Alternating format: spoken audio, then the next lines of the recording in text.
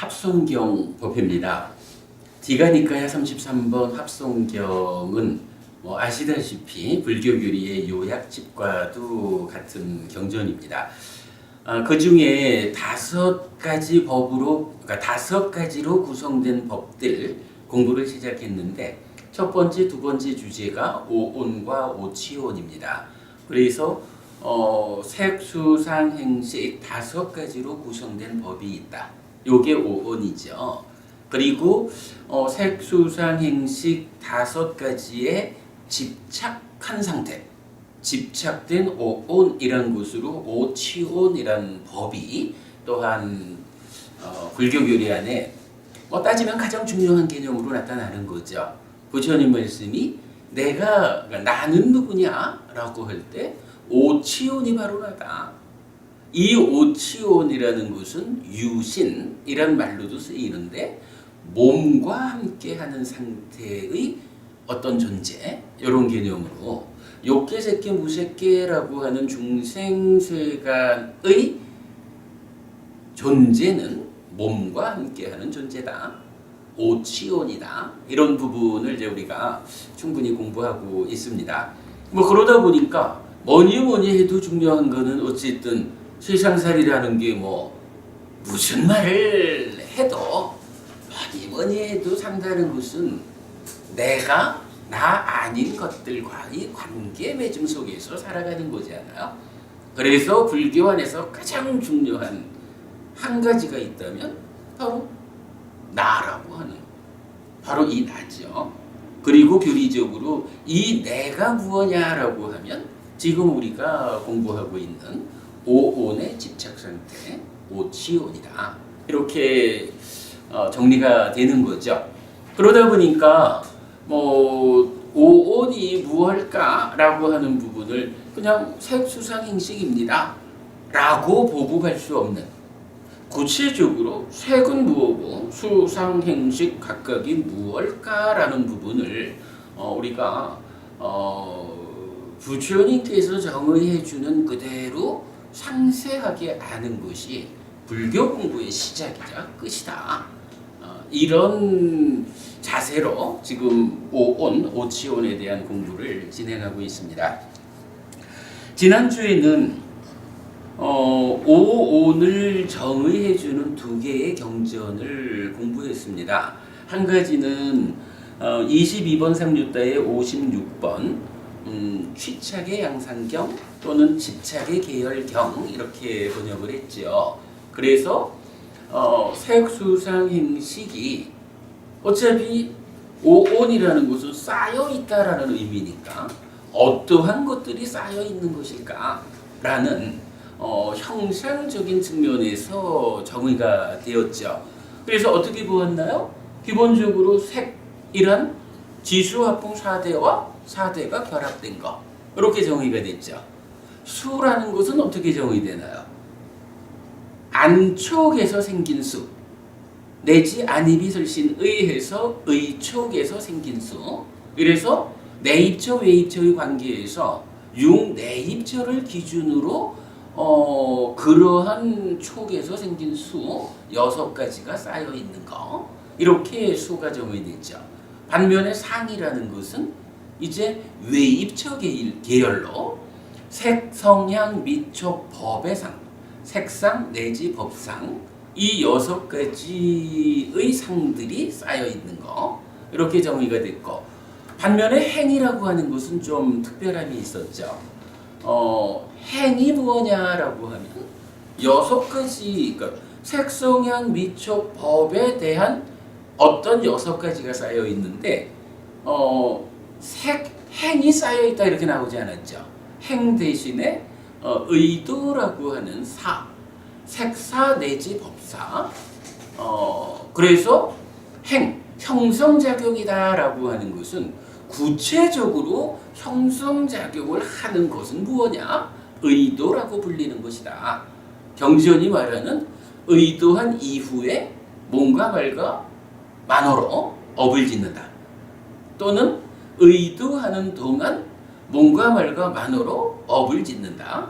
또는 의도하면서 뭔가 말과 만으로 업을 짓는다. 뭐 이렇게 다양하게 번역될 수 있는 거지만 어쨌든 신고의 삼업이라고 하는 것은 의도가 발현된 것이다. 의도의 연장선상에 있다. 이렇게 구체적으로 우리가 살아가는 행위한다, 업짓는다 하는 이것이 바로 형성작용을 하는 것이다. 라고 해서 행으로 정의가 되는 거 보았죠. 취책의 양상경에서 가장 중요한 개념, 행이라고 하는 것은 색성형 미촉법에 대한 의도로 정의된다. 요거 놓치면 안 된다라는 거 강조해 드렸죠. 그런가 하면 이제 식은 안식 내지 의식으로 내입처 계열의 6가지 식으로 정의가 되어서 쌓여 있다. 이렇게 됐고요. 그 다음에 이제 오온을 정의하는 또 하나의 경, 22번 삼류다의 79번 경이죠. 삼켜버림 경. 지난주 삼켜버림 경이 말하는 오온 중에 색수상 3가지를 보는 데까지 공부했죠.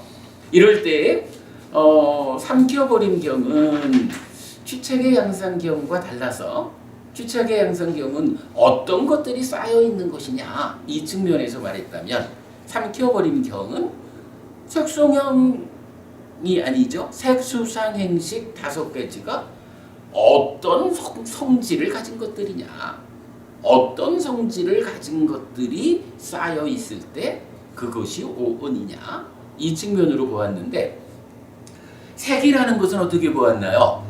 일각에서는 변형되기 때문에 색이다 이렇게 해석하는 것도 있지만 우리는 그보다는 이게 공간과 공간 아님이라는 개념으로 접근을 했죠. 그래서 부딪히기 때문에 색이다 이렇게 해석을 했고요. 두 번째 수라고 하는 것은 경험하기 때문에 수다 이래 했는데 뒤에 가서 메커니즘에 의해서 그거는 이해하도록 하자 이랬고요. 세 번째로 산냐 또 산자나띠라고 설명되는 상에 대해서는 사실은 불교 안에서 가장 커다란 오해 중에 하나가 바로 상에 대한 오해다라는 것을 보았죠. 잠깐만요. 이 히타가 켜져 있으면 말하기가 힘들거든요.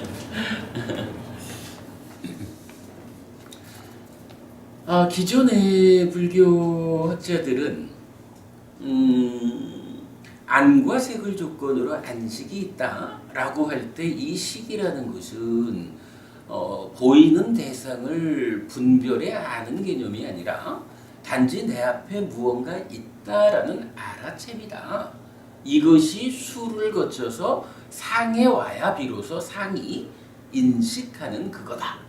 상에 가서야 비로소 내 앞에 있는 게 단지 있는 것이 아니라 무엇이다 라고 인식한다. 분별해야 하는 것이다. 이렇게 상을 해석하고 있죠. 그러나 우리가 니까야에 입각한 이런 해석을 할 때는 사라고 하는 단어가 with 함께하다라는 의미로 해석될 수 있고, 그럴 때에 시기 분별에 아는 일을 함께 안다 라는 개념. 그래서 대상을 분별에 아는 일을 시기하는데 혼자 하게 두지 않고 간섭하는 경향으로 상을 이해했죠. 그래서 이렇게 우리가 비유했죠. 우리 옛날 안경 쓰는 얘기하자면 요즘 안경이야 그냥 색이 잘 안 들어가지만 30년 전에 우리 안경 처음 쓸 때는 안경에 파란색, 빨간색 이런 색깔이 들어갔죠. 그러면 어쨌든 그거는 세상을 보는데 눈 혼자 보는 게 아니라 파란색과 함께 보는 이런 개념에서 눈이 본다. 안경의 파란색이 함께 본다. 식이라는 마음이 대상을 인식한다. 거기에 상이라고 하는 경향이 안경과 함께 간섭한다. 이런 개념으로 상을 이해하는 거 굉장히 중요하죠. 이걸 잘못 볼 때 사실은 불교가 전혀 엉뚱한 길로 해석이 된다라는 부분 보았죠. 그리고 이제 제가 지난주 이 산야를 설명하면서 사라고 하는 단어,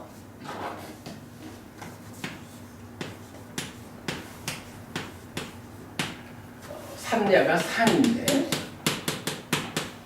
이때 요 사라고 하는 단어가 하나는 S라는 철자를 말하기도 하고 사, 둘째로는 히라는 인칭대명사이기도 하고 세 번째로는 소유를 오은해서 스스로 셀프 이 개념이다. 그런데 사전에 나타나지 않는 또 하나의 용례를 우리가 보아야 한다. 여기에 위드라는 용례가 있다. 그래서 사대와 깨 이러면은 신과 함께 뭐 이런 용례가 경전에서 많이 나타나고 있다. 그래서 사전에는 언급되지 않아도 위드라고 하는 이 의미를 주목해서 적용해야 한다. 이런 얘기를 했는데 지난주 우리 수업한 동영상을 어떤 법부님이 보시고 사실 요 김해 쪽에 계시는 이제 법부님 한 분이 계셔요. 그이가 이제 늘 동영상을 보고 당신대로의 어떤 이 검증 작업 이런 걸 좀 하고 있는데 이가 저한테 이메일을 주셨어요. 사전을 보니까 위드가 3번으로 나타납니다. 라고 메일을 주셨어요. 그래서 제가 사전을 다시 보니까 위드가 3번에 있어요. 근데 내가 왜 이 위드가 사전에 없다고 보았을까? 라고 하니까 이제 우리 이제 국내에서는 전재성 박사님이 번역하신 그 빨리 사전이 있는데 거기에는 이게 나타나는데 제가 이제 그 온라인으로 제시되는 이 사전에서는 이게 안 나오는 거예요.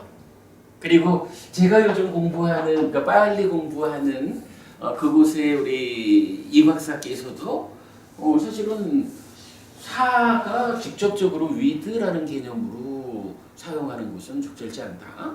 이제 이런 이야기도 하고 그래서 이제 저는 그렇게 지난주에 설명을 드린 건데 우리 법부님 지적한 바에 의해서 제가 확인해 보니까 위드라고 하는 의미가 그대로 사에 사전적으로 나타나고 있더라고요. 그래서 전체적으로 하여간 산야의 사를 위드로 해석한다라는 것은 맞고 제가 사전에 나타나지 않는 의미입니다라고 했는데 그거는 수정하겠습니다. 전재성 박사님께서 발간한 빨리 사전에 위드가 나와 있습니다. 자, 그렇게 이제 참고하시고요. 자, 오늘은 이제 이어가지고 그 다음 단계로 가겠습니다. 지금 여러분 저 상교버림경 다 가지고 계시죠? 네. 이제 2페이지로 갑니다.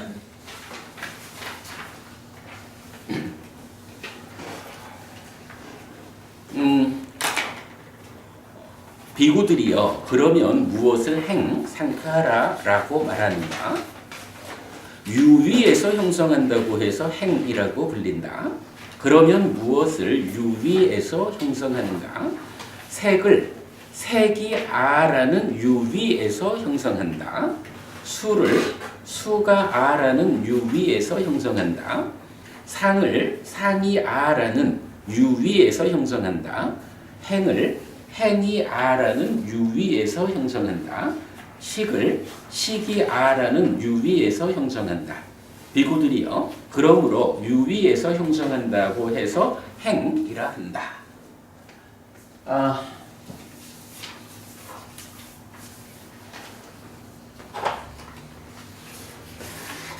그 원어 첫 줄에 보면 상카타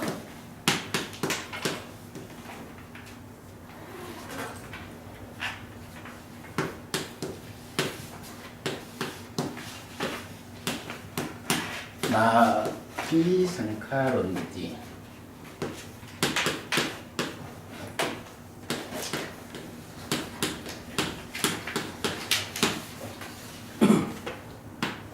피 상카라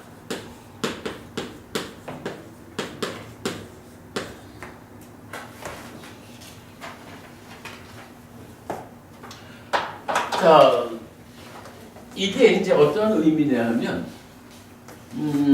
상카타라는 단어하고 아비상카론띠라는 두 개의 단어가 있는데, 각각 모음으로 연결이 되니까 M 하나를 더 중간에 삽입해가지고 발음을 부드럽게 한 거예요.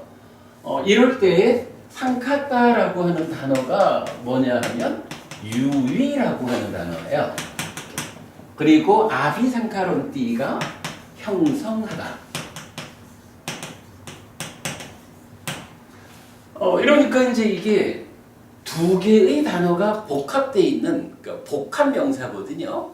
이때 이 두 가지를 이 복합 관계를 어떻게 해석하느냐라는 것이 가장 중요한 또는 어려운 주제가 되겠지요.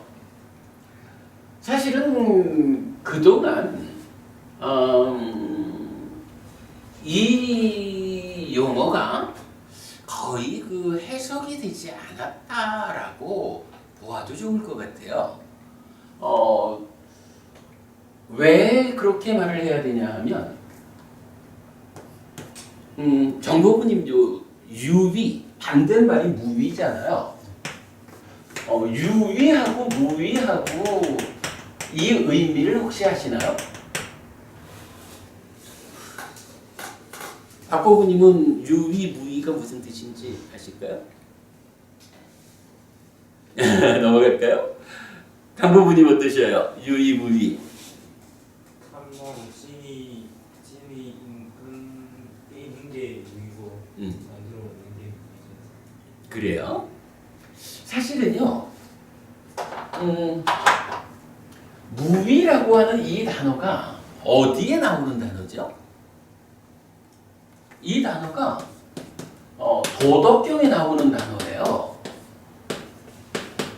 노자죠. 노자의 도덕경에서 보면 무위라는 단어가 나오면서 요점적으로 말하면 노자가 말하는 삶의 완성, 노자가 이제 대중들한테 제시하는 이러한 삶을 살아야 합니다. 이러한 삶의 완성 자리가 어디입니까? 무위입니다. 라고 제시해 주는 거거든요. 그래서 무위자연 하는 식으로 인간의 어떤 내면적인 의도가 인간의 내적인 요소들이 작용을 하면 불완전하기 때문에 인간의 내적 요소들이 개입하지 않은 이런 자연 그대로의 상황?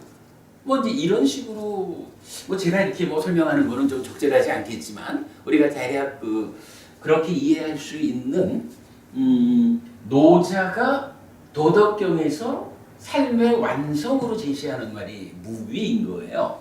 그리고 이게 빨리어에서는 상카타의 반대말 앞에 A가 붙어서 아상카타 이렇게 되거든요. 그러니까 A가 떨어지면 반대말이어서 무의 반대인 유위 이렇게 되는 거예요. 저는 가끔 그 얘기를 해요. 중국의 번역가들이 아상카타라고 하는 불교 교리안의 한 용어를 무위라고 번역한 것은 참 훌륭한 번역이다. 왜냐하면은 이제 강보부님 말씀하셨지만 경전은 아상카타가 무엇냐라고 할 때 아예 그 상류타 니까야에 무위상류타라고 해서 하나의 그룹으로 나오면서 그 모든 경전이 그렇게 말을 해요. 무엇이 무위입니까? 무탄, 무진, 무치, 탐진치의 멸진 이렇게 말을 하거든요.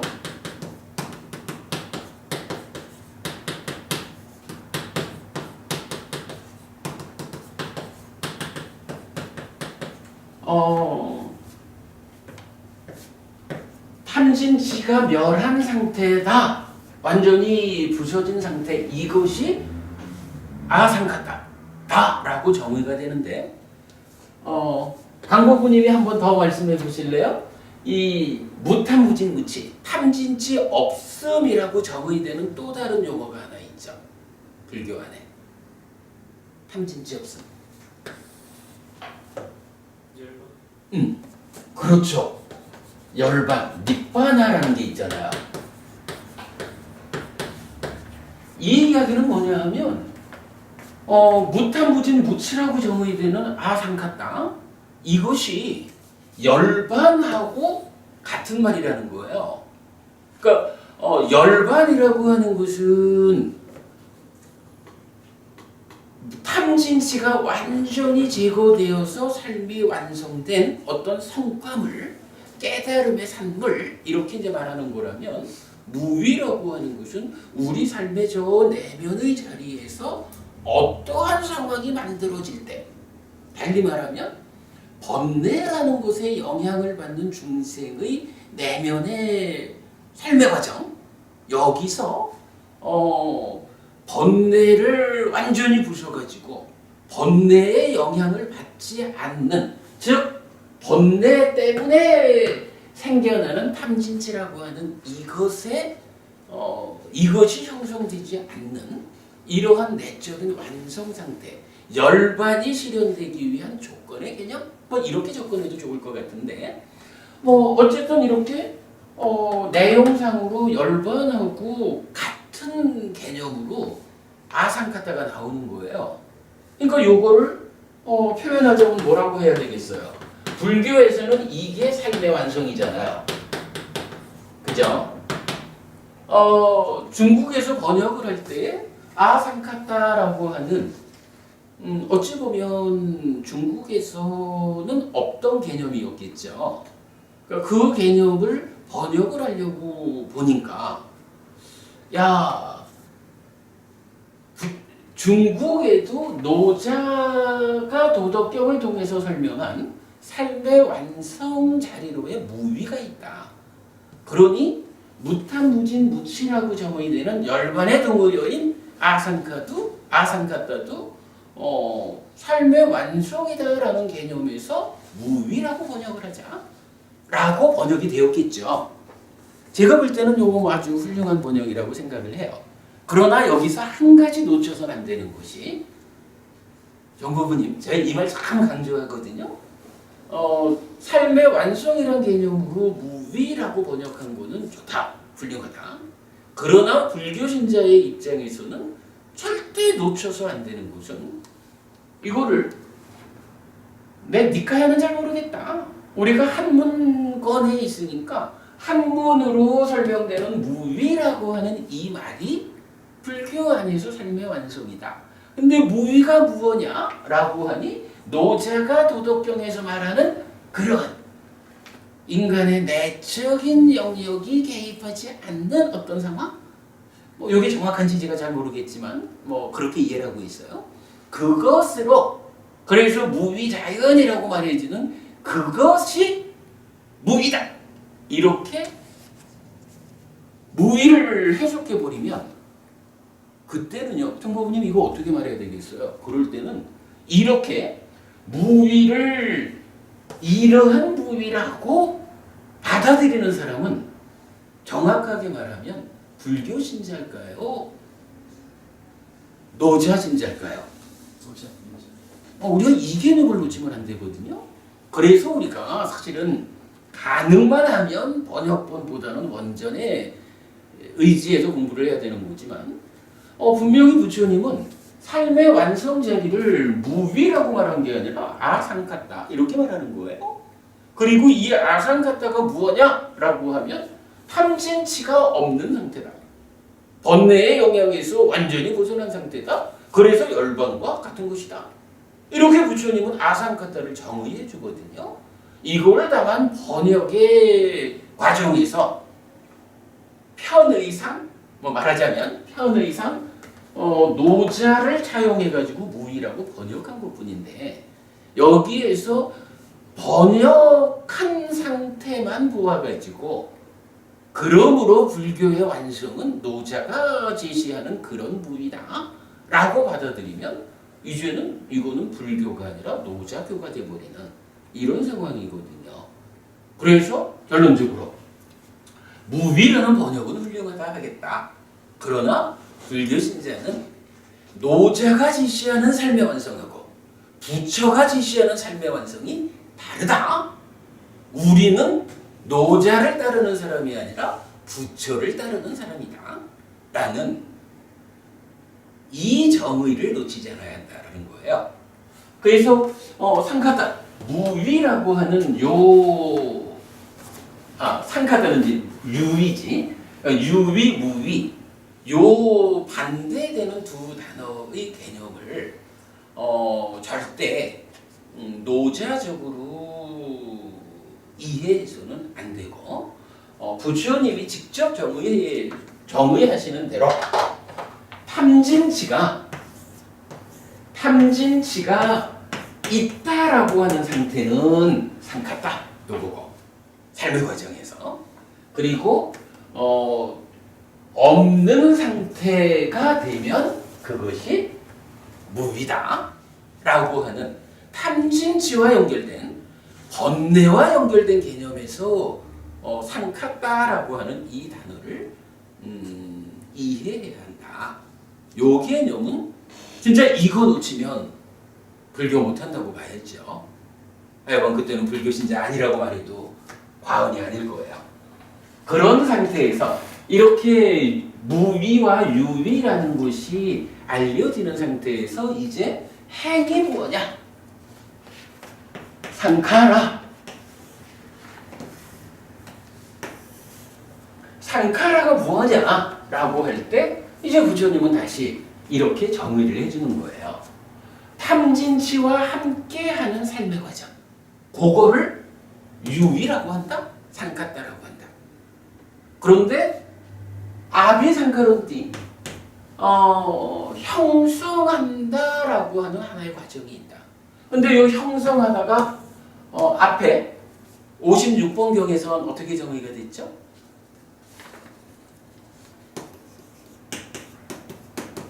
색사 내지 법사였죠. 즉 색성향 미처 법에 대한 의도 그리고 이 의도라는 것이 무엇이냐 하면 의도가 그대로 발현되든 그대로 팽창하든 뭐 어떤 식이든 제가 아까도 다시 말씀드렸지만 요거는 이제 그 문법적인 그러니까 쨌다 이뜨와라고 하는 하나의 그 단어 형태를 어떻게 해석하느냐의 문제인데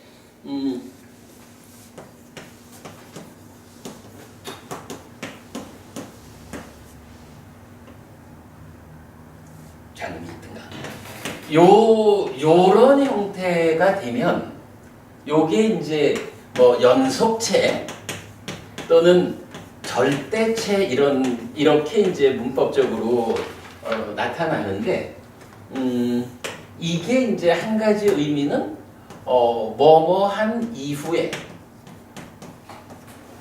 또는 뭐뭐 때문에 그 원인 이런 원인 결과로도 나오고 또는 어떠한 그 전제된 상태 이런 세 가지로 번역이 될 수 있는 말이에요. 그러다 보니까 이제 그 꿰뚫음경이라는 경전에서 꿰뚫음경이죠. 거기서 이제 이렇게 말을 해요. 째타이뜨와 하고 그 다음에 몸과 말과 만어로 그러니까 신구의로 업을 짓는다 이렇게 나오거든요. 그러면 의도하고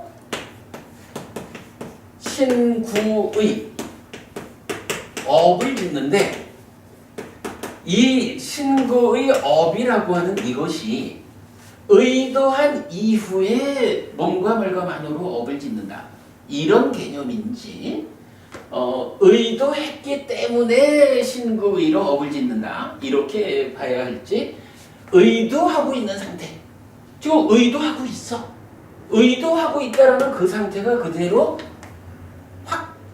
확정되어서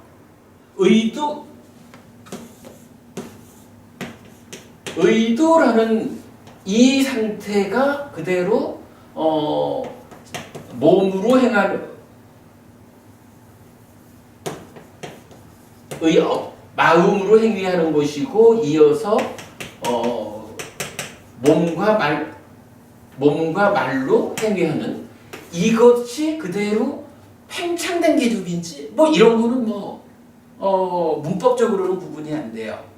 근데 이제 우리가 메커니즘적으로 보면 아마도 이게 이 세 번째 그러니까 의도라는 말 자체가 다른 경전에 의하면 신구의 삼업이 있지만 다시 신행, 구행,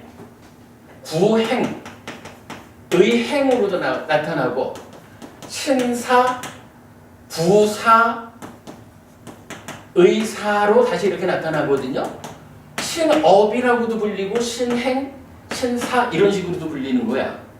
그러면 의업, 신업, 구업이 다른 말 표현에 따라서는 의사가 되는 거고 신사, 부사가 되잖아요.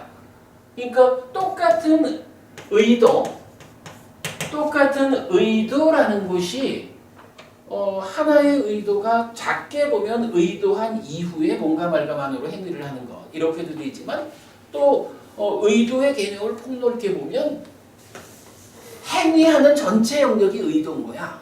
근데 그게 마음으로 행위하는 마음의 의도, 몸과 말로 하는 신사, 의사 이렇게도 되거든요. 그래서 이 세 가지를 다 그냥 연결된 개념으로 하여간 볼 수는 있을 것 같아요. 뭐 이건 약간 뒤에 가서 우리가 더 봐야겠지만, 자 이렇게 이제 형성한다라고 하는 이야기는 뭐냐 하면 어쨌든 색사 내지 법사라고 앞의 경에서 정의가 됐으니까 그대로 뭐예요?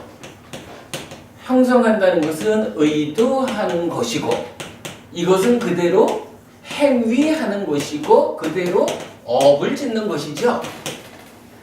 의도한다, 행위한다, 업을 짓는다라는 이 구체적인 과정을 통해서 무언가 결과를 만드는 게 형성하다라는 말인 거죠. 우리 지난주에 이런 개념 설명했죠. 그래서 이제 보면은 상카라 행위라는 것이 무엇냐라고 하면 기본적으로는 의도한다, 행위한다, 업을 짓는다라는 방법에 의해서 어떤 결과를 만든다라는 개념에 형성하는 거거든요. 근데 이 형성을 누가 업을 지은 다음에 결과를 만들까? 라는 개념에서 이제 우리가 좀 접근을 해봐야 되는데 교리적인 입장에서 보면은요, 이러한 업을 짓고 나면 이 업의 결과로 만들어지는 거를 물론 뭐 어떻게 보면 뭐 공장에서 분필을 만드는 일을 하면 분필이 결과로 생겨난다 이렇게 말할 수도 있겠지만 이건 그런 개념은 아니죠. 그래서 삶에 대한 이야기를 할 때는 이러한 행위를 통해서 형성되는 결과물을 어떻게 지시하냐 하면 하나는 상이 잠재한다. 행위의 상태에 따라서 우리 좀 전에 봤던 산냐 이 상이 잠재해가지고 쌓여서 오온의 상이 되는 거예요. 그런가 하면 식이 머문다라는 게 나타나거든요. 식이라는 게 이제 우리 마음이잖아요. 이 마음이라는 게 우리가 알기를 매 순간순간 삶의 과정을 누적해 가면서 삶의 과정을 누적하면서 변해가는 식 이렇게 말을 하잖아요. 그럴 때 삶의 과정을 누적하는 것이 어떻게 누적되느냐 하면 바로 현가라 행해서 식이 머문다라고 하는 하나의 결과를 만든 거, 즉 형성했기 때문에 이게 형성된 결과물로 만들어져 가지고 쌓이는 거거든요. 이제 이렇게 그 상이 머물고 상이 잠재하고 식이 머무는 요런 결과물을 만드는 게 형성하는 건데 이게 이제 여기서 우리가 그걸 봐야 되죠. 오온과 오치온이라고 하는 것의 차이가 뭐냐 하면 그냥 색수상 인식이 쌓여 있다라고 하면 삶의 과정이 누적되어 있을 뿐이죠. 근데 거기에 집착이라는 개념이 동원되면 그 삶의 누적 덩어리를 나여라고 붙잡으면서 중생인 내가 되어서 고달픈 삶을 살아가는 거잖아요. 오온과 오치온에 이런 차이가 있듯이 이제 행위를 하면 이 행위의 결과라는 것이 오온의 영역, 이게 어떤 상태로든 잠재하고 머물러 가지고 중생의 상태를 더 연장시켜 나가는 요런 영역이 있는가 하면 바꿔보니 우리 아라한이라는 존재가 있잖아요. 아라한도 돌아가실 때까지는 번뇌의 영향을 받지 않는 상태지만 아라한도 살아있죠. 아라한이 살아있다라는 것은 밥도 먹어야 될 거고 말도 해야 될 거고 어떤 형태로든 여기서 말하는 의도행위 업이라고 하는 요걸 하면서 사는 거잖아요. 그런데 아라한이 만약에 매 순간순간의 삶의 결과를 누적하면서 변화한다 이렇게 말을 하면 중생하고 아라한하고가 구분이 안 되겠죠. 그죠? 이게 구분이 안 되겠죠. 사실은 부처님이 상카라 행을 정의하면서 형성한다라는 말 앞에다가 상카타 유위라고 번역되는 탐진치와 함께하는 삶의 영역 요 말을 붙여준 이유는 아라한하고 중생하고의 구분. 아라한도 표면적으로는 그도 몸과 말과 만으로 행위를 하잖아요. 우리가 지난번에 한번 요 얘기했던가요? 저기 10악업은 우리가 지어서 안 되는 거죠. 10선업이라는 것은 두 가지가 있어서 중생들이 공덕을 쌓아나가는 10선업이 있다. 그러나 10선업 중에 또 하나는 번뇌의 영향을 받지 않는 10선업이 있어서 아라한들이 바로 번뇌에서 벗어난 상태이지만 중생의 영역을 벗어났지만 그러나 그 아라한도 몸과 말과 만으로 10업이라는 형태로 살아가는 거죠. 그래서 아라한이 행위하는 모습을 경전이 표현할 때는 번뇌의 영향에서 벗어난 10선업을 짓는다. 이것은 더 이상 공덕을 짓는 것도 아니고 중생의 삶의 영역을 벗어난 삶이기 때문에 번뇌의 영향을 받지 않는 10선업이라고 아라한의 삶이라고 단지 표현할 뿐인 거죠. 이제 이런 차이가 바로 여기에 적용되는 거예요. 그래서 상카타라는 말이 여기에 붙은 거는 그러니까 업을 통해서 결과를 만드는 이 일이 누구의 몫이냐? 탐진치와 함께하는 중생의 몫이다. 여기에는 아라한은 포함되지 않는다. 아라한은 누구예요? 상카타 아닌 요거잖아요.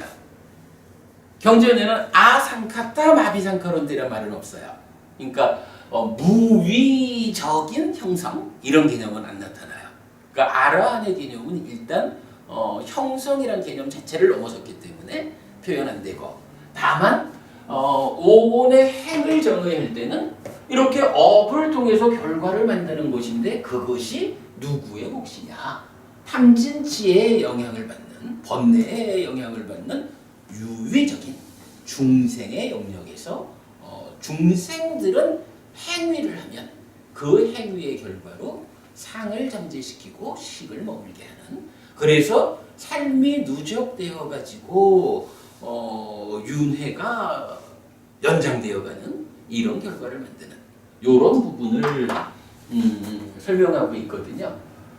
그래서 제가 아까 이제 사실은 그동안 이 말이 잘 해석이 안 된 것 같다라고 말하는 건 뭐냐 하면 상가다라고 하는 이 유위가 무엇일까라는 부분이 삶의 이야기에 견주어 가지고 정확하게 해석이 안 돼 있던 것 같아요. 그러다 보니까 그간 보면 뭐 여러 가지로 이 부분을 설명을 해요. 어쨌든 경전이 정의하기를 상카따 마비 상카론지 이렇게 나오니까 상카따라는 단어하고 아비 상카론지라는 단어를 연결해서 해석을 해야 되잖아요. 그러다 보니까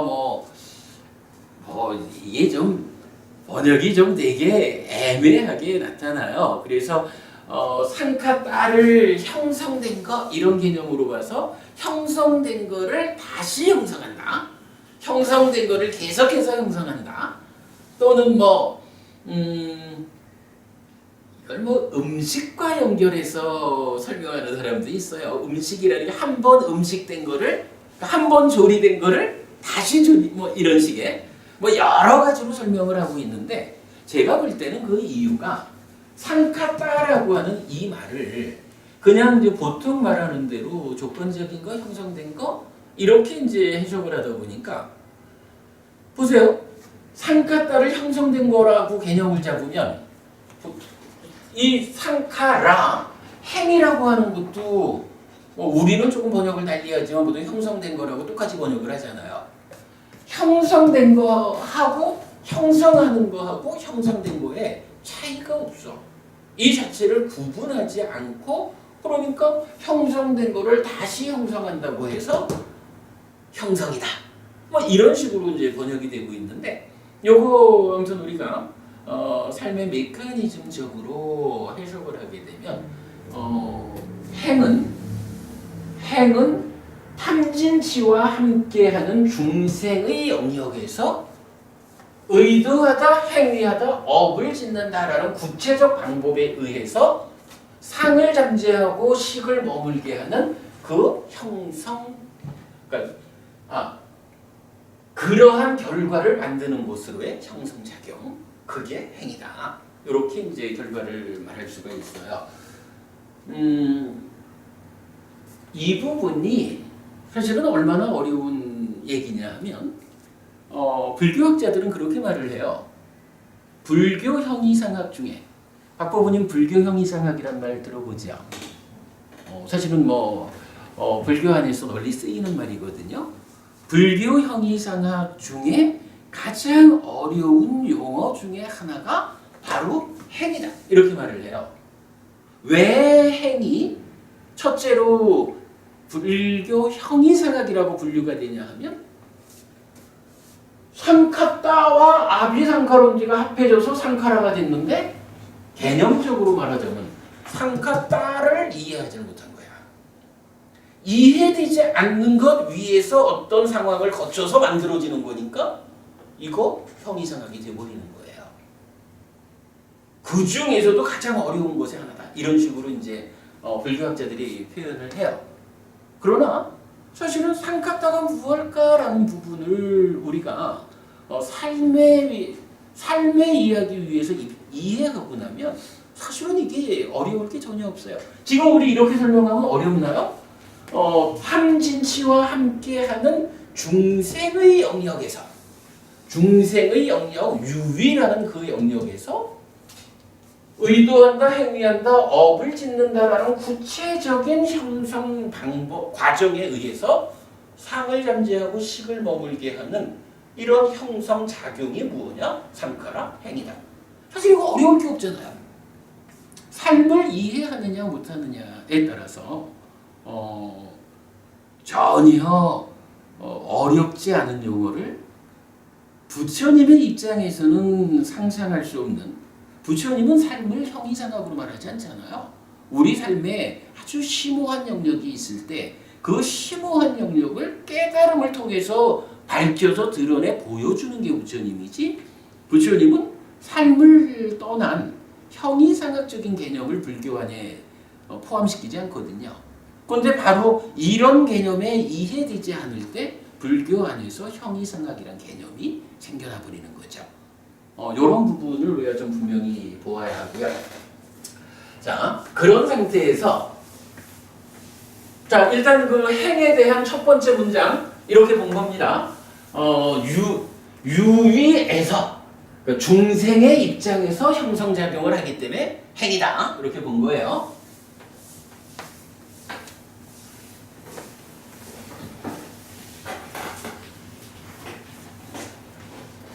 자, 그 다음에 이제 경은 이어가지고 뭐라고 하냐 하면,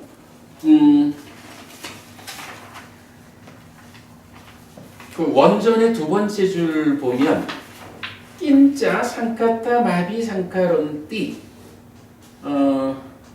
무엇을 유의해서 형성하는가? 이렇게 이제, 자, 지금 이제 앞에서 정의하기를, 유의해서 형성한다고 해서 행이라고 불린다. 이랬거든요. 상카타, 유비에서 형성한다고 해서 상카라라고 불린다 라고 정의가 딱 되고 나니까 이제 좀 더 구체적으로 그러면 무엇을 유위해서 형성하느냐, 유위해서 형성한다라는 것의 구체적 내용이 뭐냐 이렇게 나오는 거죠. 그리고는 거기에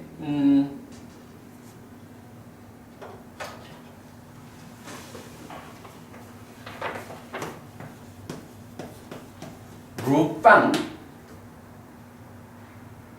루빠따야,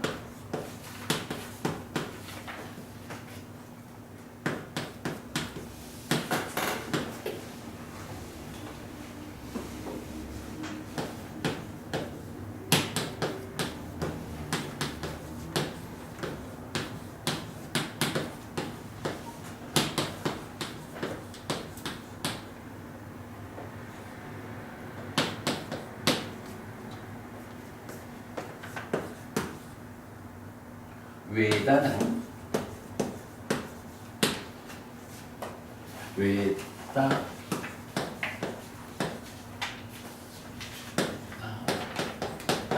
야 산양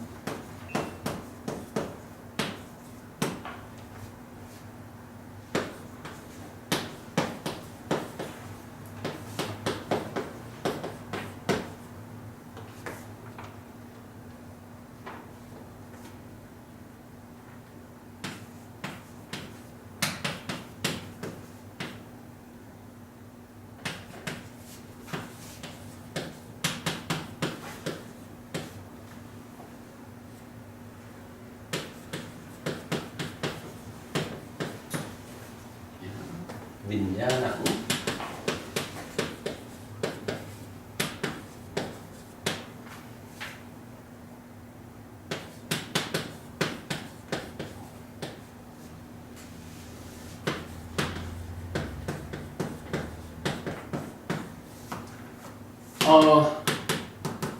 무엇을 무위에서 형성하느냐라고 구체적인 설명을 하면서 이제 룻방, 요게 이제 색수상행식이죠.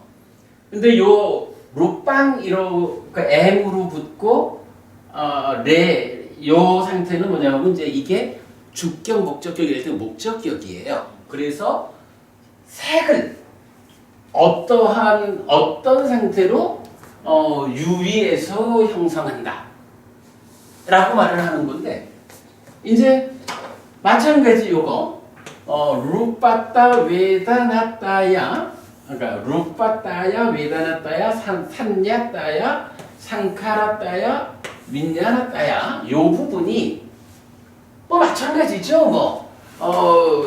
위에서 본 정의 자체가 애매함이 있으니까 이 자체도 잘 설명이 안 되는 거예요.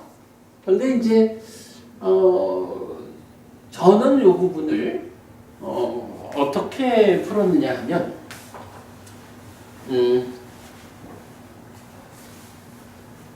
이렇게 보았어요.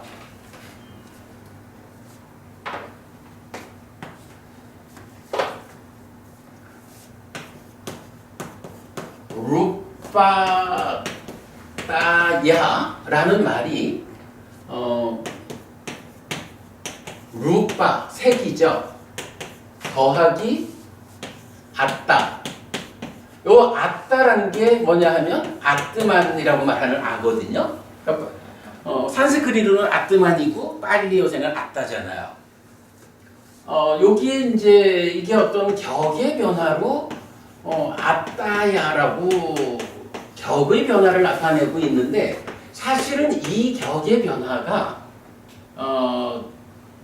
일반적으로 이제 뭐 어떤 거든지 다 그 격의 변화의 그 원칙이 있잖아요. 그 원칙상에 알려지지 않는 격 변화인 것 같아요.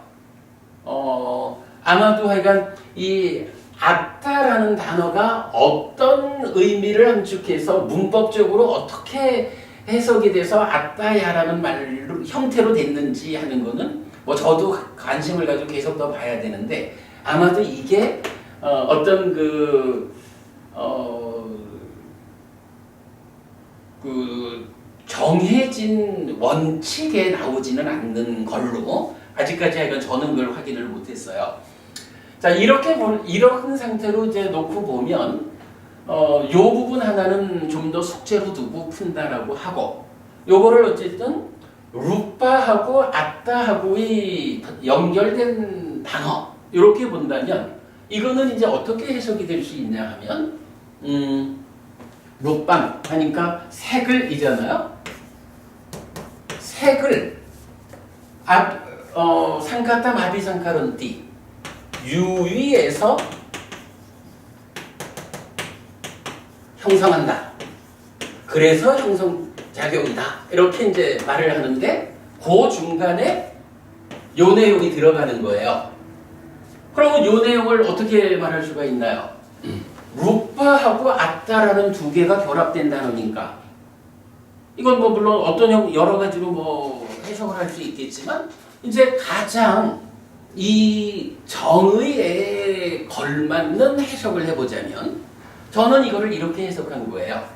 색이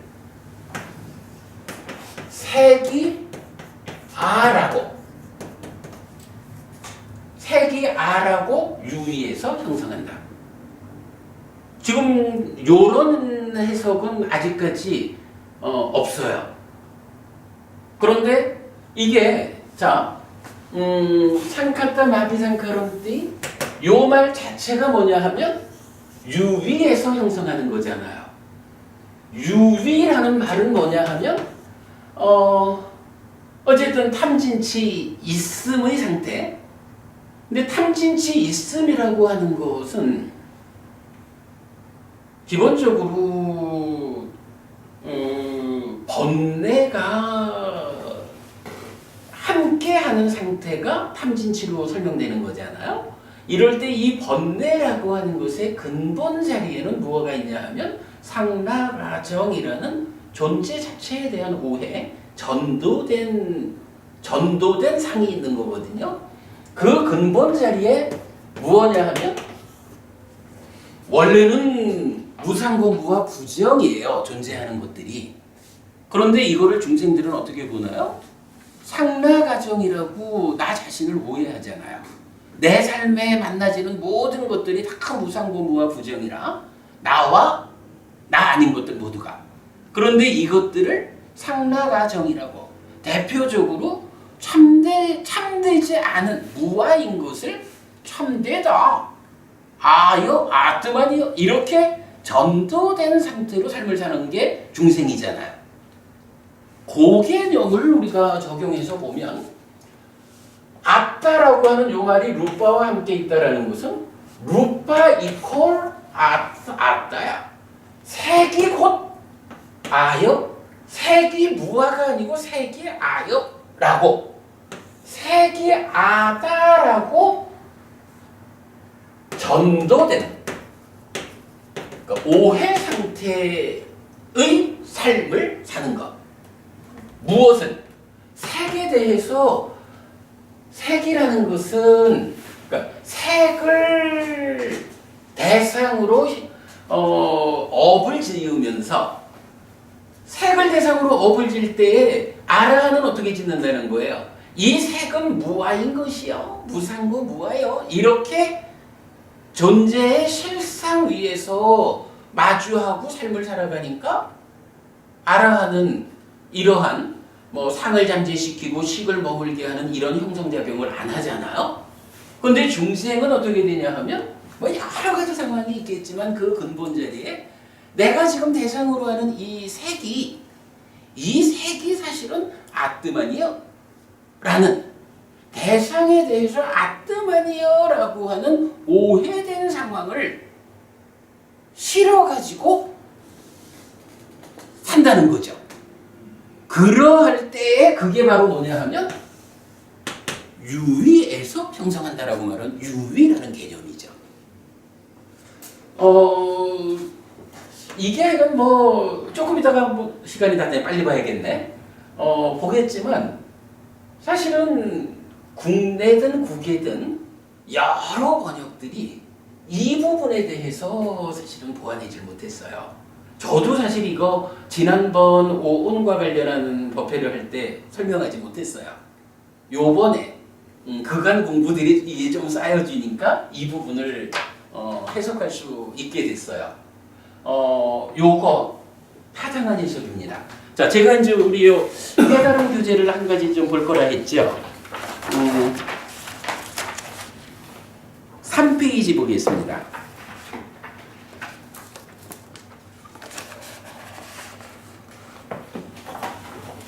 자, 3페이지에 삶의 메커니즘이 있습니다. 뭐 삶의 메커니즘 삶을 다 포함한 거죠.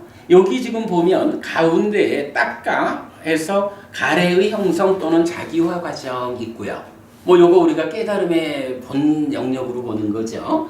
그러면 이 딱가 안에서 어떤 과정을 거쳐 가지고 가래 그리고 자기화라는 게 뭐예요? 요게 우리가 말하는 나는 참된 거예요. 요게 쓴 거잖아요. 그죠? 부처님 깨달음의 중심 개념은 딱가라고 해서 딱가를 넘어섰다. 번뇌의 영향을 해소했다. 이래가지고 가래 아님 자기화 아님 요거잖아요. 그건 뭐예요? 나에 대해서 저 내면에서 뭐 표면적으로 어찌는 게 아니고 저 내면에서부터 나는 참된 것이요. 나는 아트만이요. 요렇게 경향성으로 붙잡고 있는 요거를 해소한 거죠. 그래서 더 이상 가래 아니고 내면에서부터 삶 자체를 아뜨만이라고 참된 거라고 보지 않는 삶이 실현된 게 깨달음이잖아요. 자, 그렇게 이제 어쨌든 여기서 이제 중생이니까 자기화가 된 거예요. 그러면 이제 윗닦아 고쳐가지고 의도, 기대, 지향 나오죠. 요 의도라는 말이 뭐죠? 여기서 말하는 지웠네. 그 쬐따나 쬐따나 그 의도거든요. 그래서 의도, 기대, 지향을 거쳐서 사유로 신업, 구업 가는데 아까 제가 그 얘기했잖아요. 의도라고 하는 게 짧은 의미로 보면 의도한 이후에 뭔가 말과 만으로 의미하는 거죠. 그러나 의도라는 것이 쉰사, 구사, 의사 이렇게까지 나오는 거로 보면 의도의 커다란 의미는 행위 전체를 말하는 게 의도죠. 지금 여기서 그 부분 보여주고 있는 거예요. 그러니까 따지자면 의도, 기대, 지향할 때 의도라는 것은 좁은 의미의 의도고 요때는 의도한 이후에 뭔가 말과 만으로 행위하는 거죠. 그러나 이 의도의 넓은 의미의 영역은 뭐예요? 그 옆에 의도, 기대, 지향의 박스하고 신업, 구업을 묶어가지고 거기서 상의 잠재와 식의 머금이 나갔죠. 이럴 때는 이렇게 윗닦아 의도부터 신업까지 행위의 전체 영역이 뭐예요? 이게 크게 보는 의도의 영역인 거죠. 그래서 그 의도의 결과로 한면으로는 상의 잠재해서 쌓이고 한면으로는 식이 머물러서 쌓이잖아요. 그러니까 이렇게 보면 넓은 의미의 의도가 바로 오온의 행위다라는 말의 그 의미가 명확히 드러나죠. 자, 이랬을 때 이제 요거 상카탐 아비상카론티 요 얘기는 뭐냐 하면 아비상카론티가 이건 의도하는 거요, 업을 짓는 거요, 행위하는 거요, 요거잖아요. 그게 뭐예요? 요 그림에서 보면 딱가 밖에 요 영역이죠. 요게 하여간 형성하는 과정이라고 그런데 오온의 행 이렇게 말할 때 상카따 마비상카론띠 유위에서 형성한다라고 말하는 건 뭐예요? 바로 의도 이전에 형성되는 나의 내면의 어떤 결과가 어떻게 된다는 거예요? 번뇌의 영향을 받아가지고 딱가라는 과정에 의해서 자기화되었다 이런 얘기죠. 나의 저 내면에서부터 어쨌든 나는 참된 거요 라고 하는 이런 내적인 어떤 결정 상태가 작용하고 그놈이 내 삶을 이끌잖아요. 그래서 바로 이렇게 자기화된 번뇌의 영향을 받는 딱가의 결과 자기화된 가래로 살아가는 요 상태를 말하는 게 상카따죠. 요게 유위라고, 그죠? 그런 상태에서 형성하는 거거든요. 자, 이것을 이제 알겠다. 그러면 이렇게 상카따, 딱가 위에서, 즉 상카따에서 형성하니까 가래라고, 형성작용 상카라인 줄 알겠는데, 그렇다면 그게 무엇을 그렇게 한다는 거냐? 라고 하니까 이제 이러한 딱가의 대상이 되는 걸로 색수상인 즉 오온을 제시하는 거죠. 그러면서 이 오온 각각에 대해서 어떻게 한다는 거예요? 오온을, 자, 색을 대상으로 할 때 그 색을 어떻게 해요? 바로 자기화됐다라는 개념이 뭐냐 하면 이 색이 바로 참된 거요. 그러니까 나라는 입장에서는 내가 참된 거요 라고 딱가의 결과가 나온 거죠. 근데 이거는 어쨌든 오치원에 대한 나라는 존재의 문제고, 이거를 색수상행식 오온 각각의 개념으로 보면 색 자체에 대해서 색이 참된 거요, 요 개념이 들어갔다는 거죠. 색이 참된 것이다 라고 하는 이런 결정, 내면의 결정 위에서 형성작용을 하는 게 바로 색을 색이 아라고, 근데 제가 이게 약간 표현이 좀 어떻게 해야 될지 아직 몰라서 그냥 그렇게만 지금 쓴 거예요. 제가 어떻게 했냐 하면 색을 색이 아라는 유위에서 형성한다 이렇게 번역을 했는데 요 개념인 거예요.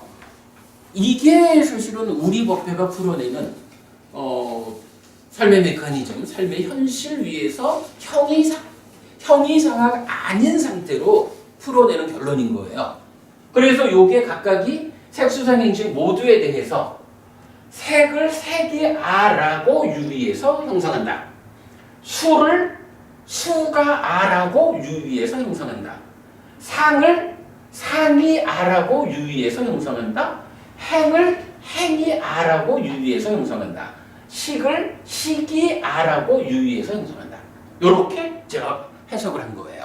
번역을 했는데 아마도 이게 초유의 번역일 거예요. 가장 정확한 번역이 될 겁니다. 이게.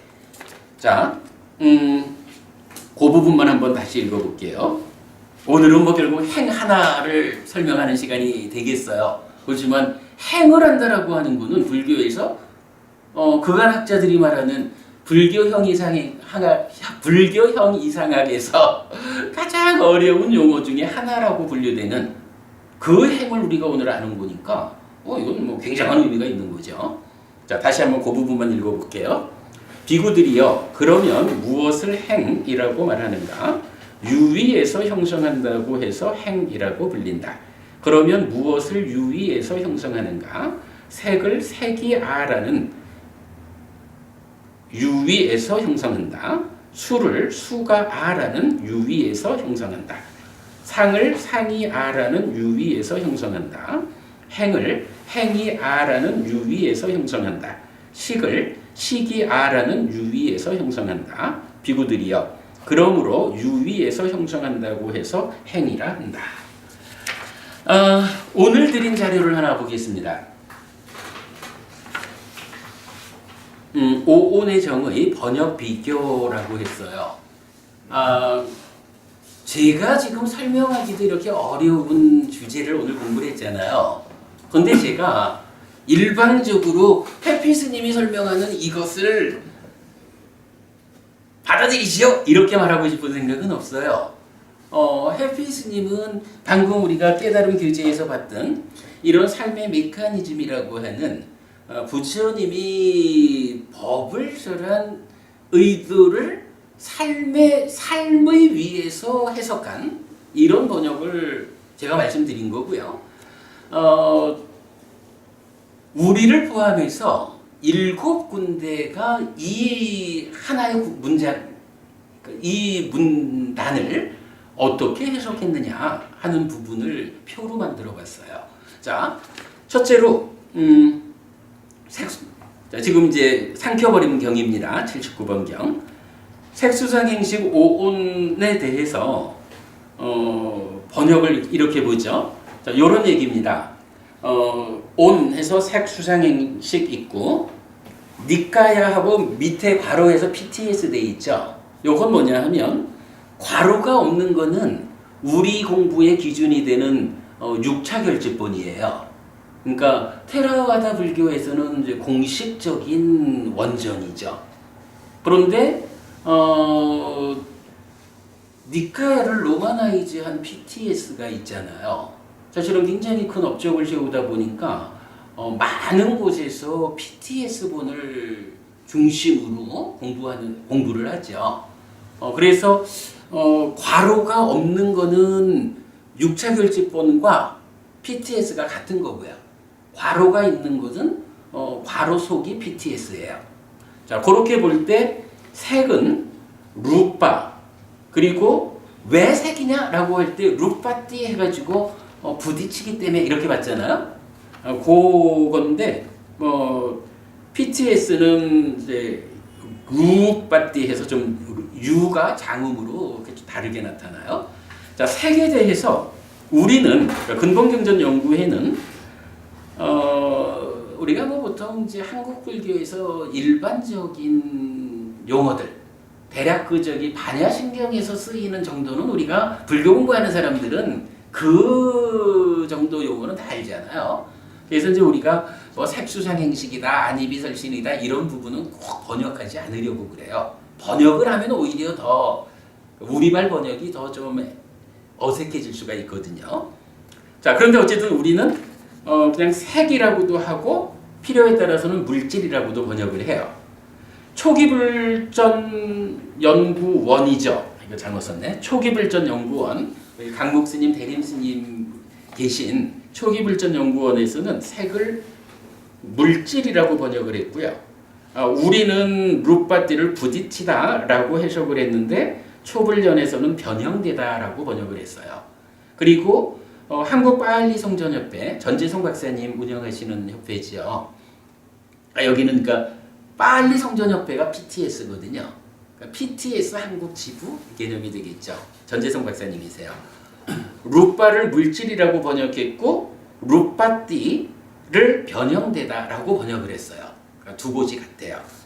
한 장 넘겨볼까요? 이제 외국의 번역을 조사되는 대로 네 군데를 같이 비교를 해봤어요. PTS에서는 색을 body라고, 그러니까 몸이라고 번역을 했어요. 조금 좀 특징이 있죠. 그리고 루파띠를 one is affected라고 번역을 했고요. 그 다음에 따니사로 비구께서는 색을 폼이라고 번역을 했어요. 여기서 폼이라는 것은 색성향 미척법 이럴 때의 색의 개념으로 받아들일 수 있겠죠. 그리고 루파띠를 because it is afflicted라고 번역을 했고요.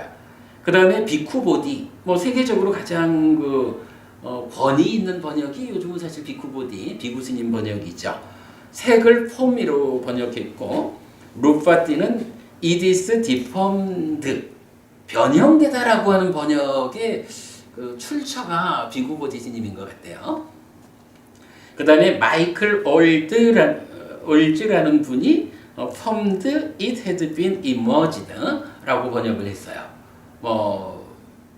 그렇게 이제 그 번역된 개념 보시고요.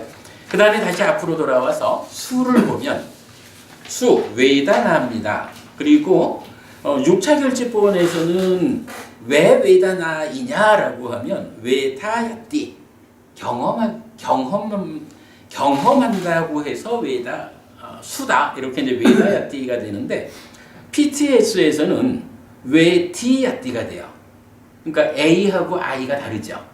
근데 이게 사실은 문법적으로는 전혀 달라요. 그 밑에 표 밑에 보면 외다야띠는 외대띠라는 동사와 같은 동사예요. 근데 외대띠는 기본적으로 외다나 수의 동사가 외대띠, 경험하다 이거거든요.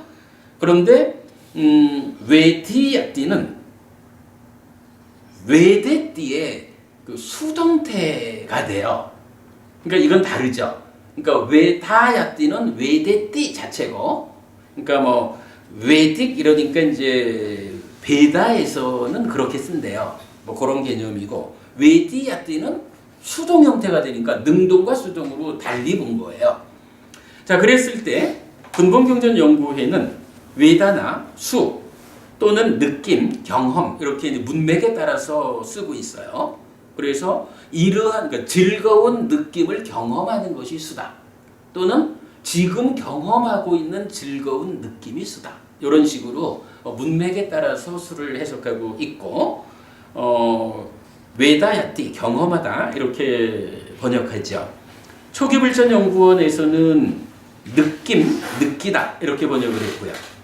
그러니까 느끼다니까 능동으로 번역을 한 거예요. 외대띠, 외다야띠로. 그런데 한국파알리성전협회에서는 느낌, 느껴지다, 수동으로. 외디야띠 본래는 수동이죠. 그렇게 이제 번역을 했어요. 사실 이제 여기서는 뭐 뒤에 우리가 계속 보겠지만 수라고 하는 것을 느낌이라고 번역하는 것이 적절할까라는 부분은 우리가 한번 짚고 가야 돼요. 뒤에 보도록 하겠습니다. 우리는 좀 전에 말씀드렸지만 즐거운 느낌이 경험되는 또는 지금 내가 경험하고 있는 즐거운 느낌 뭐 이런 그 의미를 좀 명확히 해야 외단어가 구체적으로 알려지고요. 자, 다음 장으로 넘어가 보면 영역에서는 PTS는 feeling과 one feels라고 번역했고요. 타니사로 비쿠 feeling because it feels, 비구 버디 feeling it feels, 마이클 올즈 experiencing 여기는 이제 경험이라고 번역이 된 거죠. It then made itself known 이렇게 이제 번역이 되어 있어요. 참고하시고 다시 상으로 가볼게요. 자, 상 아무래도 이제 이게 문제의 상이죠. 산야를 우리는 상 그리고 문맥에 따라 경향 이렇게 번역하고 있죠. 그리고 산자나띠는 함께한다. 시기 인식할 때에 파란색 안경을 쓴 것과 같이 함께 아는 작용 이렇게 이제 우리는 해석을 하고 있고요. 초불전에서는 산야를 인식 그리고 산자나띠 인식하다. 한국파알리성전협회는 지각하다 이렇게 번역하고 있어요. 뭐 인식 지각은 뭐 의미상으로는 뭐 같은 걸로 볼 수가 있겠죠. 그 다음에 이제 PTS는 perception, one perceives. 타니사로 비쿠는 perception because it perceives. 비쿠 보디는 perception, it perceives. 마이클 올즈 perception, it was then identified. 이렇게 해서 일단은 다 뭐 perception, 뭐 인식과 지각을 뭐 커그나이츠 밑에도 나오던데 뭐 거의 같은 개념으로 하여간 perception, 인식, 지각 이렇게 쓴 거죠. 그러고 그 의미도 지각하다, 인식하다 이렇게 이제 쓰고 있어요. 근데 우리만 하여간 산야의 의미를 인식이라는 개념으로 쓰지 않는다. 왜 그러냐 하면 우리를 제외한 다른 6곳은 아마도 청정도론이라는 토대 위에서 해석이 되었기 때문일 것이다. 우리는 청정도론에서 벗어나서 니까야를 니까야로 해석하기 때문에 그 차이가 있다. 이렇게 보아야겠죠. 자, 그 다음에 행입니다. 상카라, 우리는 행 또는 형성작용 이렇게 번역하죠. 그리고 상카타 마디 상카론띠, 요게 괄호돼 있으니까 PTS죠. 상카땅 아비상카론띠. 요 얘기는 뭐냐 하면 요 M을 상카따하고 아비상카론띠를 발음적으로 연결해 주기 위한 것이 아니고 여기를 끄는 거예요. 그래서 상카땅 이러면은 요게 유위, 상카따라는 말의 목적격으로 볼 수가 있는 거예요. 그러니까 유위를 형성한다 이렇게 되잖아요. 유위를 또는 유위에 대해 형성한다 이런 개념이니까 뭐 조금 애매함은 있는데 어쨌든 이제 PTS에서는 상카땅 아비상카론띠 이렇게 쓰고 있어요. 자, 우리는 유위에서 형성하다 설명드린 되고요. 초불련에서는 상카라 심리 현상들이라고 이 거의 저 아비담마적인 해석이겠죠.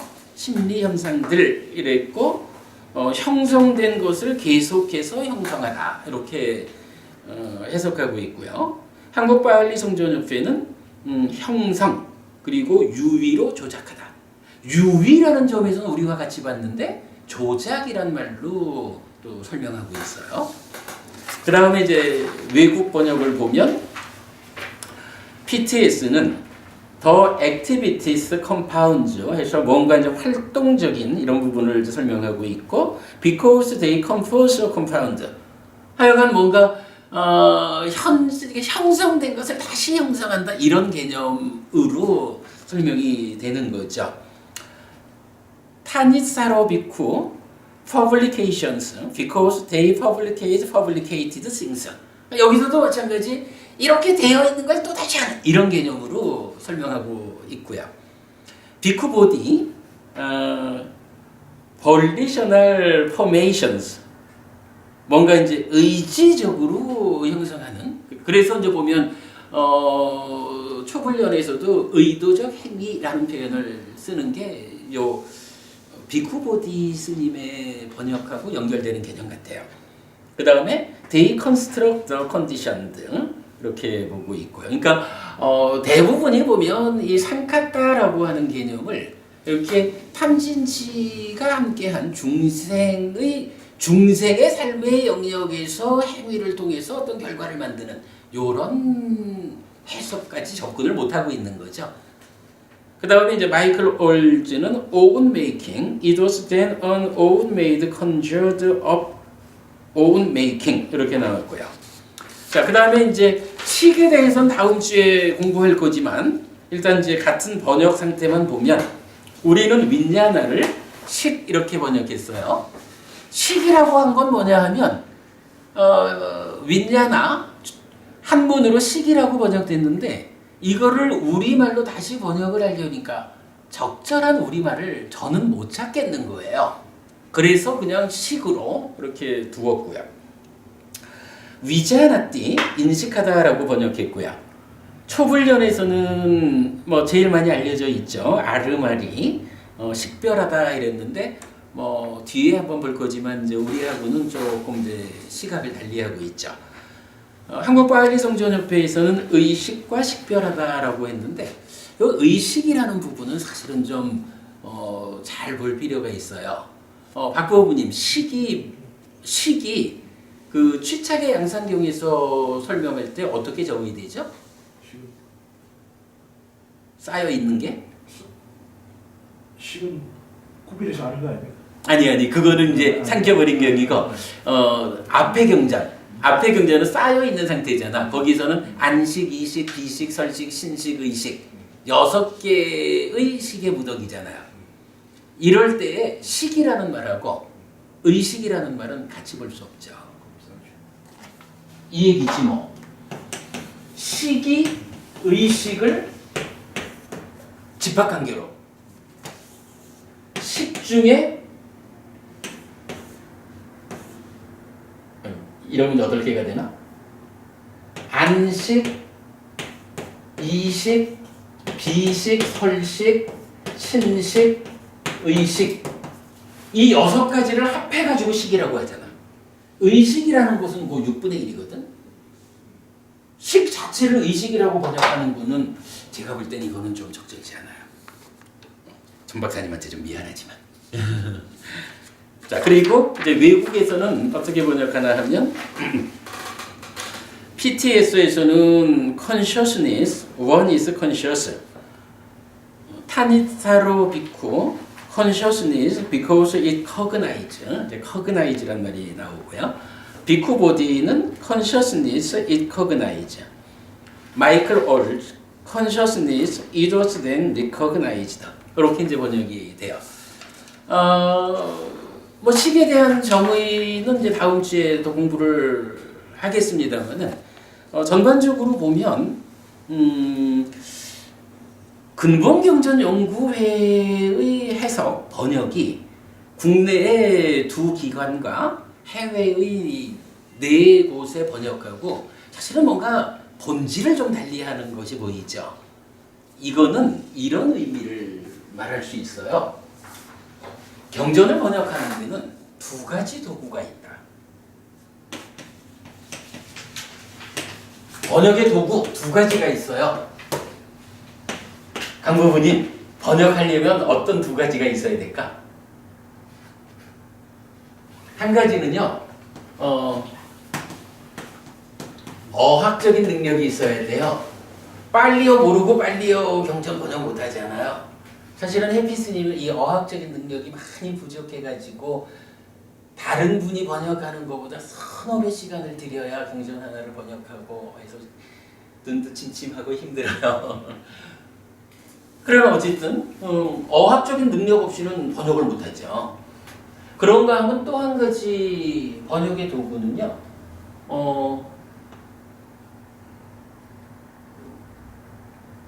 그러니까 작자라고 해야 되나? 작가의 의도를 알아야 한다라는 게 또 중요하죠. 저는 어학적인 능력에서는 많이 부족해서 요새도 제가 화요일마다 배우러 다니잖아요. 제가 빨리 공부 배우러 다니고 계속 공부를 해야 하는데 제가 그래도 다른 누구보다도 좀 강한 측면이 뭐냐 하면 작가의 의도를 아는 일. 이게 뭐냐 하면 우리를 제외하고는 뭐 거의 대부분 우리가 오늘도 이렇게 여러 곳 소개했지만 거의 대부분이 경전을 번역할 때 청정도론이라는 1600년 전에 부타고사 스님께서 쓰신 그 논을 그래서 사람들 가운데는 테라와다 불교의 부동의 중고가 청정도론이다 이렇게 말을 할 정도로 청정도론이라는 틀 위에서 경전을 번역하고 있잖아요. 근데 앞으로 공부하겠지만 저는 청정도론을 설한 부타고사 스님이 다른 부분도 아니고 마음을 해석하는 데 있어서 심각한 오류를 범했다 라는 부분을 발견해서 청정도론이라는 토대 위에서 접근해가지고는 니까야에서 부처님을 만날 수 없겠다. 그래서 제가 청정도론에 의지하지 않고 니까야를 직접 푸는 작업을 하고 있잖아요. 그러다 보니까 저처럼 어학 능력이 부족한데도 불구하고 오늘 우리가 보았지만은 이렇게 삶의 메커니즘 해서 부처님이 우리 삶을 어떻게 설명하고 있는가?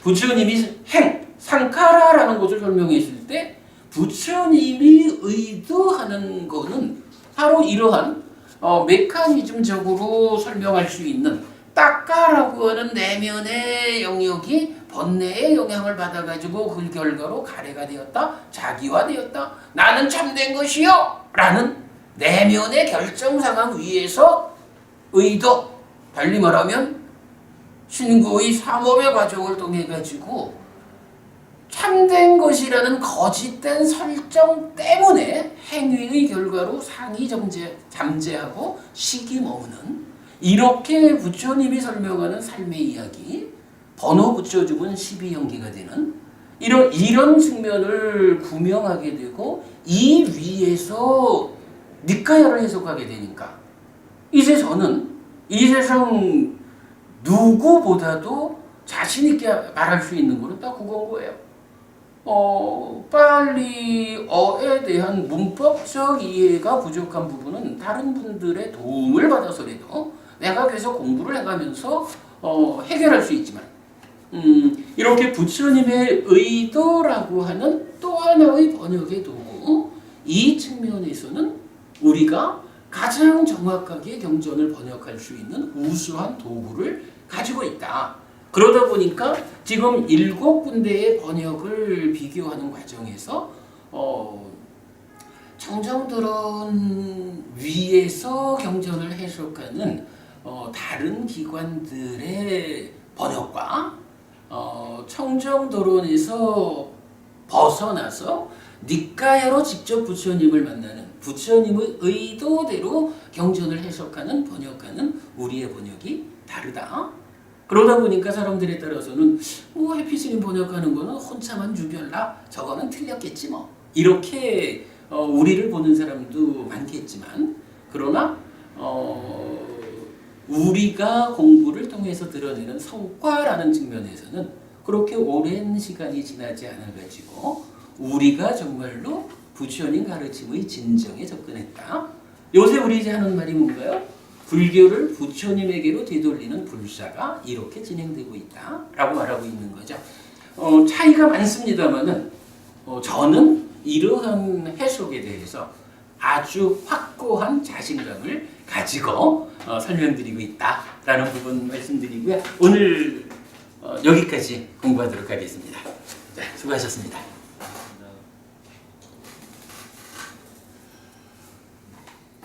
오늘 공부는 말하는 저도 사실은 힘들었어요.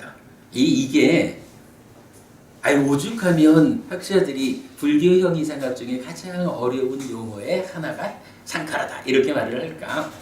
제가 상당히 이거를 쉽게 그러니까 부처님이 설하신 의도를 구명했다라는 이 두 번째 도구가 확보되었기 때문에 참 쉽게 말하고 있는 거지만 그러나 그 쉽다라는 자체도 어려울 수밖에 없죠. 저도 이 부분을 설명하는데 말을 조심조심하면서도 굉장히 어려웠던 겁니다. 자, 들어보실까요?